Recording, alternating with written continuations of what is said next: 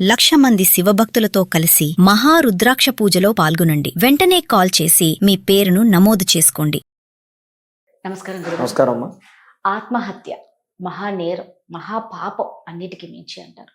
దేవుడిచ్చిన ఈ మన జన్మ దేవుడు చెప్పినట్లే దేవుడు ఎప్పుడు మనకు రాసి పెడితే అప్పుడే వెళ్ళిపోవాలి. మన చేతులారా మనం తీసుకొనికి లేదు ఎటువంటి హక్కు కూడా.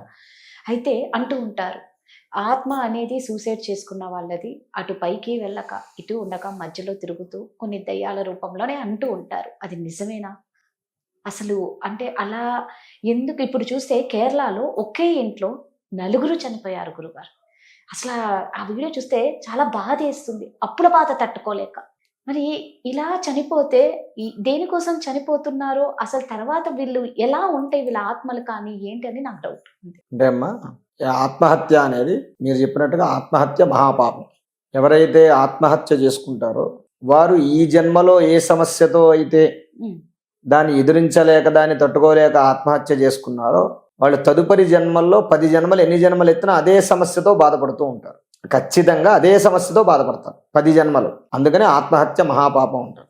అయితే ఈ ఆత్మహత్య చేసుకున్నటువంటి ఆత్మలకి విముక్తి అనేటటువంటిది ఎప్పుడు లభిస్తుంది ఏంటి అంటే, మామూలుగా మనిషి పుట్టిన ప్రతి మనిషికి కూడా జననము మరణము అని భగవంతుడు రాసి పెట్టేస్తాడు. ఏదైనా కారణం చేత ఆయుష్ తీరకుండా బలవన్మరణానికి అంటే ఆత్మహత్యకి కానివ్వండి, లేదు యాక్సిడెంట్లు జరుగుతూ ఉంటాయి, యాక్సిడెంట్లు జరిగి చనిపోతూ ఉంటారు. అంటే వీటిని అకాల మృత్యువు అంటారు. అంటే అపమృత్యువు అకాల మృత్యువు అంటారు. అంటే కాలంలో సంపూర్ణంగా అవ్వకుండా వాడు ఆయుష్ తీరకుండా చనిపోయినటువంటి ప్రతి చావు కూడా అకాల మృత్యువే. ఈ అకాల మృత్యువుతో ఉన్నటువంటి వాళ్ళ యొక్క ఆత్మలు ఉంటాయి. వాళ్ళ ఆత్మలు ఈ భూమి మీదే తిరుగుతూ ఉంటాయి. ఎందుకంటే వాడికి మళ్ళీ ఆ ఆయుష్ తీరేంత వరకు, ఇప్పుడు 72 ఏళ్ళకి ఒకరికి ఆయుష్ రాశాడు అనుకోండి, వాడు 46 ఏళ్ళకి ఆత్మహత్య చేసుకున్నాడు అనుకోండి, మిగిలిన 30 ఏళ్ళు కూడా ఈ భూమి మీదే వాడు ఆత్మగా తిరుగుతూ ఉండాలి. ఆయుష్ పూర్తయ్యేంత వరకు కూడా ఇక్కడే తిరుగుతూ ఉంటాడు. ఇక్కడే తిరిగి ఆ 72 ఏళ్ళు పూర్తయినాక అప్పుడు యమదూతలు వచ్చి వాడిని తీసుకుపోతారు. అప్పటిదాకా వీడు చనిపోయినా సరే వీడి లిస్టు పైన చిత్రగుప్తుడి చట్టాలకు చేరదు. అదనమాట విషయం. అలా వీడు ఇంతకాలము కూడా వాడి ఆయుష్ తీరేంత వరకు భూమి మీద ఉండాల్సిందే. అలా భూమి మీద ఉండేటటువంటి ఈ ఆత్మలే ప్రేతాత్మలని, తర్వాత మనం గోస్ట్లు సినిమాల్లో అవి చూస్తూ ఉంటాం కదా, ఈ ఆత్మల్లాగా భూత ప్రేత పిశాచాలలాగా భూమి మీద సంచారం చేస్తూ, ఈ నెగిటివ్ ఎనర్జీ లాగా భూమి మీద సంచారం చేస్తూ ఉంటాయి.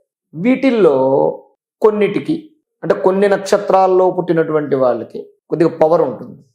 ఇప్పుడు మూలా నక్షత్రం కానివ్వండి, తర్వాత ఆశ్లేష నక్షత్రం కానివ్వండి, అంటే రాక్షస గణాలకి సంబంధించినటువంటి నక్షత్రాల్లో పుట్టినటువంటి వాళ్ళకి ఈ ఆత్మలు ప్రేరేపింపబడుతూ ఉంటాయి. ఇప్పుడు సినిమాల్లో ఒక సినిమా ఉంది, దాంట్లో 10 క్యారెక్టర్లు ఉంటే ఒక క్యారెక్టర్లోకి మాత్రమే ఆ ఆత్మ వెళ్ళగలుగుతుంది. అలా ఉన్నటువంటి ఇంతమందిలో కూడా ఒకే ఒకరిని అది ఇబ్బంది పెడుతుంది. అంటే వాడికే అది కనిపిస్తుంది, ఆ ప్రభావం వాడికి మాత్రమే తెలుస్తుంది.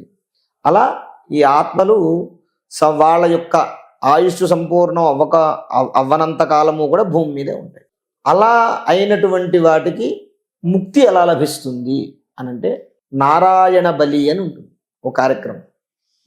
నారాయణ బలి అనేటటువంటి కార్యక్రమం ఉంటుంది. ఆ కార్యక్రమం గనక ఎవరైతే చనిపోయినారో, అకాల మృత్యుబాధతో చనిపోయారో, వారి పేరు మీద గనక నారాయణ బలి కార్యక్రమం చేస్తే వారు డైరెక్ట్ నరకలోకానికి వెళ్ళడు, స్వర్గానికి వెళ్ళడు, డైరెక్ట్ వైకుంఠానికి వెళ్ళిపోతాడు, నారాయణలో కలిసిపోతాడు.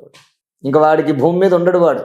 ఆ నారాయణ బలి అయింది అంటే మాత్రం ఖచ్చితంగా వాడు. అందువల్లే చిన్నపిల్లలు కానివ్వండి, ఇలా దురదృష్టవశాత్తు ఆత్మహత్యలు కానివ్వండి, లేదు ప్రమాదాల వల్ల, అగ్ని ప్రమాదాలు, వాహన ప్రమాదాల వల్ల మరణించిన వారు ఎవరైతే ఉంటారో వారికి నారాయణ బలి అనేటువంటి కార్యక్రమం చేస్తారు. అందుకే మన సనాతనమైనటువంటి హిందూ ధర్మంలో ప్రతిదానికి ప్రాయశ్చిత్తం. ఇప్పుడు వేరే మతాలు ఉన్నాయి.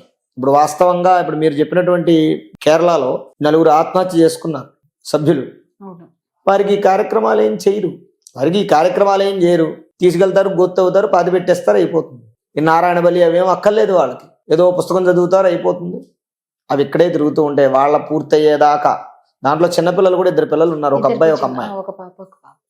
సరే, పెద్దవాళ్ళు అంటే వాడి కర్మ ఏదో, వాడేదో కావాలనో తెలుసో తెలియకో ఏదో చేసుకున్నాడు, వాడి కర్మ ఏదో అనుకుందాం. చిన్నపిల్లల్ని కూడా అలాగా చేయటం అంటే అది వాస్తవంగా చాలా తప్పు.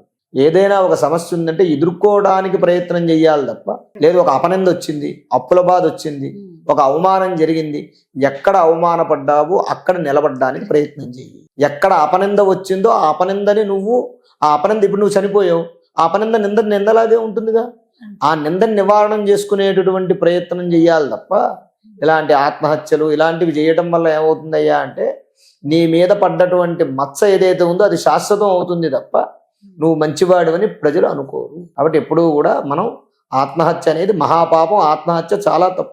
సో ఇప్పుడు ప్రభుత్వం వారు కూడా దాని గురించి అవేర్నెస్ అది కూడా తీసుకొస్తున్నారు ఈ మధ్య బాగా. చాలా ఎక్కువైపోయాయి ఆత్మహత్యలు, నిజంగా చాలా ఎక్కువైపోయాయి. చిన్నపిల్లల దగ్గర నుంచి, అవునండి, చాలా చిన్నపిల్లల దగ్గర నుంచి. మొన్న 14 ఏళ్ల పిల్ల 15 ఏళ్ల పిల్ల ఆత్మహత్య చేసుకుంది, స్కూల్లోనో లేకపోతే ఎక్కడో. అలా నేను అనేది ఏంటంటే మరి ఆ 14 ఏళ్ల పిల్లకి ఏం తెలుసు, ఏం సమస్య ఉంది పాపం. అలాగా మనం ఏంటంటే ఆత్మహత్య అనేటటువంటిది మహాపాపం, చేయకూడదు. కాబట్టి అలా నారాయణ బలి అనేటటువంటి కార్యక్రమం చేసుకోవడం వల్ల చేయిస్తే ఆత్మకి విముక్తి లభిస్తుంది. లభించి డైరెక్ట్ సాక్షాత్తు నారాయణలో కలిసిపోతారు వాళ్ళు. అది శుభం. శ్రీ మహాగణాధిపతయే నమః. ఆరోగ్యము, ఐశ్వర్యము, ఆనందము, ఆర్థిక లాభం ఇవన్నీ కలగాలంటే ఆగస్టు 11వ తారీఖు మంగళవారం రోజున మేము నిర్వహించేటటువంటి 1,00,000 రుద్రాక్షల పూజలో పాల్గొనండి. పరమేశ్వరుడి యొక్క అనుగ్రహం వల్ల సర్వ విధములైనటువంటి కష్టాలు నివారణమై ఐశ్వర్యాలు కలుగుతాయి. 1,00,000 రుద్రాక్ష పూజలో పాల్గొనేటటువంటి వారు స్క్రీన్ మీద స్క్రోల్ అవుతున్నటువంటి నంబర్లకు కాల్ చేసి రిజిస్ట్రేషన్ చేసుకోగలరు.